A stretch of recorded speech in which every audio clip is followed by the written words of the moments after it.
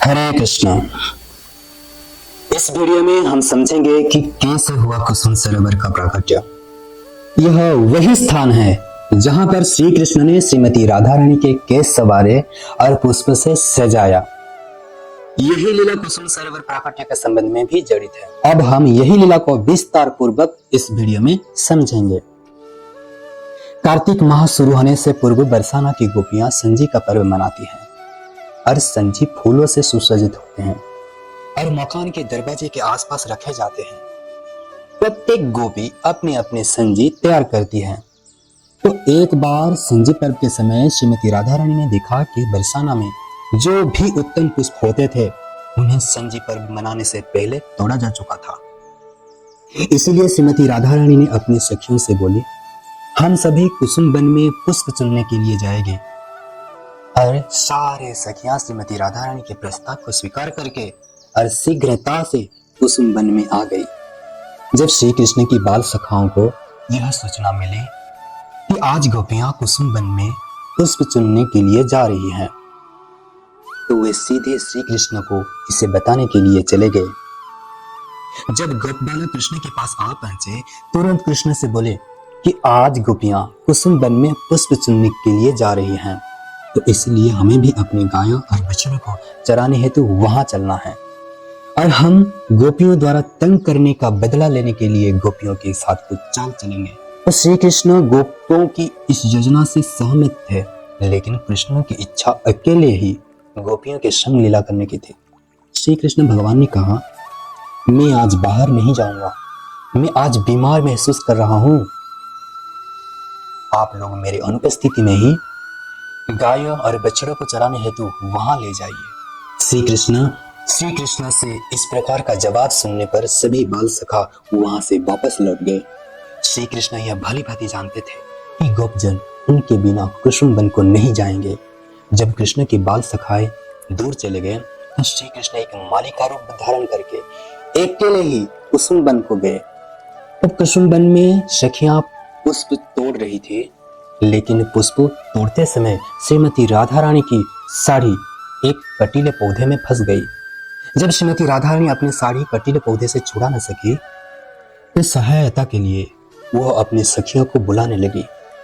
हे ललिता, हे विशाखा, हे इंदुलेखा, हे रंग देवी, हे सुदेवी, हे चंपकलता, हे चित्रा, हे तुंग विद्या, आप सब कहाँ हो, मेरे पास आ जाओ। इस प्रकार चित्कार करते हुए बुलाने लगी। और गोपियां श्रीमती राधा रानी की आवाज को सुना कि नहीं पता नहीं, लेकिन श्री कृष्ण ने श्रीमती राधा रानी की आवाज को सुना और सोचा कि राधा रानी अकेली है तो मैं उनकी सहायता करना चाहिए। अपने को छिपा हुआ बेस में श्री कृष्ण ने श्रीमती राधा रानी की साड़ी को कटीले पौधे से छुड़ा दिया और वहीं से तुरंत चले गए। श्रीमती राधा रानी भी वहीं से चली गई और शीघ्र ही उनकी मुलाकात अपने सखियों से हो गई। तो सखियां राधा रानी से बोली, आपके पुष्प कहाँ हैं? राधा रानी ने उत्तर में सखियों को बताया कि मेरी साड़ी एक कटीले पौधे में फंस गई थी, जिसके कारण पुष्प को तोड़ नहीं पाई और वे अपने आप इससे छुड़ा न सकी। फिर सखियों ने पूछा, आपकी साड़ी कैसे छूटी? राधा रानी बोली, किसी व्यक्ति ने मेरी साड़ी छुड़ाई, मैं उनको नहीं देख पाई। तो श्रीमती राधा रानी ने सखियों से विस्तार में उसकी चर्चा की और बताया कि ऐसा करते हुए उसने उनके मन को अंकुश लगा दिया है। यह बताने के बाद श्रीमती राधा रानी मूर्छित होकर जमीन पर गिर पड़ी। कुछ ही समय के बाद सखियों ने श्रीमती राधा रानी को उठाया। सखियों ने आपस में चर्चा करने लगे कि हम लोगों ने सभी के लिए पर्याप्त मात्रा में पुष्प चुन लिए हैं, अतः हम लोग वापस बरसाना लौट जाना चाहिए। श्रीमती राधा रानी ने कहा, नहीं, आओ उस व्यक्ति का पता लगाते जिसने साड़ी कटीले पौधे से छुड़ाई है। इसलिए गोपियां कटीले पौधे के मार्ग की तरफ चली गई और वहां गोपियों को श्री कृष्ण माली के रूप में मिले। और बनमाली ने कहा, यानी श्री कृष्ण ने कहा, तुम लोग ही मेरे पुष्प को चुरा रही हो। सभी गोपियां आश्चर्य व्यक्त करते हुए बोली, आपके पुष्प? ये तो श्रीमती राधा रानी के पुष्प है। आप कौन हो जो कि हम सभी पर पुष्प चुराने का आरोप लगा रहे हैं?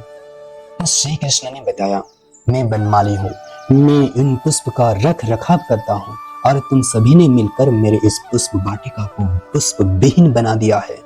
और कुछ ही समय के बाद श्रीमती राधा रानी ने अपनी दिव्य दृष्टि से देखा कि यह बनमाली और कोई नहीं है, हमारे कृष्ण ही हैं। श्रीमती राधा रानी बोली, आप तर्क वितर्क क्यों कर रहे हो? यह बनमाली नहीं बल्कि बन बिहारी है। कुसुम वन में हमारा पीछा करते हुए आसपास घूम रहे हैं। देखो, शर्माते हुए श्री कृष्ण की चेहरे को देखो। तो भगवान श्री कृष्ण की शर्माते हुए चेहरे को देखकर श्रीमती राधा रानी हंस पड़ी। श्रीमती राधा रानी ने कहा, आपने हम सभी को इन पुष्प को छोड़ने के लिए कहा है, आप इन पुष्प का क्या करने वाले थे? तो श्री कृष्ण गोपियों से बोले, आप सभी इन पुष्पों का क्या करते? श्री कृष्ण गोपियों से बोले, आप सभी इन पुष्प का क्या करती? गोपियों ने कहा, हम सभी इन पुष्पों के द्वारा अपने अपने संजी की सजावट करते। श्री कृष्ण भगवान ने कहा, तब मैं आपकी आज सजावट करूंगा। श्रीमती राधा रानी बोली, अच्छा, आप हमारी सजावट करोगे?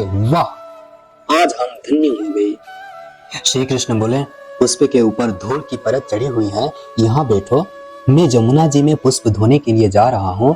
तब श्रीमती राधा रानी बोली, हम सभी यहाँ अकेले नहीं रुक रही हैं। श्री कृष्ण ने कहा, तब मेरे साथ आ जाओ। श्रीमती राधा रानी ने कहा, नहीं, हम सभी थक जाएगी और हम सभी को बरसाना भी वापस लौट जाना है। उन सभी के मन को समझकर श्री कृष्ण ने अपनी बांसुरी को जमीन में घुसाकर एक सुराख निर्मित किया। तत्क्षणात कृष्ण की बांसुरी के कारण उसमें पानी भर गया और इस कुसुम सरोवर में कृष्ण ने पुष्प को धोया और श्रीमती राधा रानी की केस का सजाना शुरू किया। श्री कृष्ण श्रीमती राधा रानी के पीछे खड़े हो गए और श्रीमती राधा रानी के हाथ में दर्पण था जिसमें वो अपने आप को प्रतिबिंब को देखकर आनंदित हो रही थी।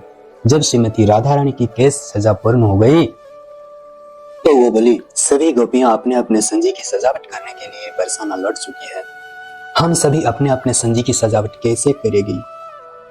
तब श्री कृष्ण ने कहा, आप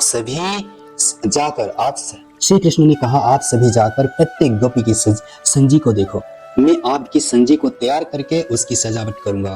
कृष्ण ने फिर से छद्म वेश धारण करके संजी उत्सव पर श्री कृष्ण गोपी के रूप में अपने मुख को घूंघट से ढके हुए थे और श्री कृष्ण द्वारा संजी की सजावट करने के कारण श्रीमती राधा रानी, ललिता सखी एवं विशाखा सखी की संजिया सभी में से सर्वश्रेष्ठ हुई। मित्रों, इस प्रकार से कुसुम सरोवर का प्रकट हुआ है। एक बार उद्धव जी ने गोपियों की चरण रज प्राप्त करने की इच्छा से कृष्ण से प्रार्थना की कि वह घास एवं लता पता के रूप में जन्म ले। तो श्री कृष्ण ने बताया कि केवल श्रीमती राधा रानी इस प्रकार के वरदान दे सकती है क्योंकि वह वृंदावनेश्वरी है। तो श्री कृष्ण ने उद्धव जी को सुझाव दिया कि वह बद्री आश्रम में तपस्या करे जिससे कि श्रीमती राधा रानी प्रसन्न हो गई। उद्धव जी ने तपस्या की और श्रीमती राधा रानी ने उनकी इच्छा पूर्ण की। मित्रों, आज भी कुसुम सरोवर के निकट में लता पता और घास के रूप में श्री उद्धव जी विराजमान हैं। और श्री चैतन्य महाप्रभु ने कुसुम सरोवर में स्नान किए हैं, श्री नारद मुनि भी यहाँ पर स्नान किए हैं। अतः मित्रों, जब भी आप गिरिराज जी का परिक्रमा करने आते हो तो कुसुम सरोवर में अवश्य स्नान अथवा आचमन जरूर करना। हरे कृष्ण।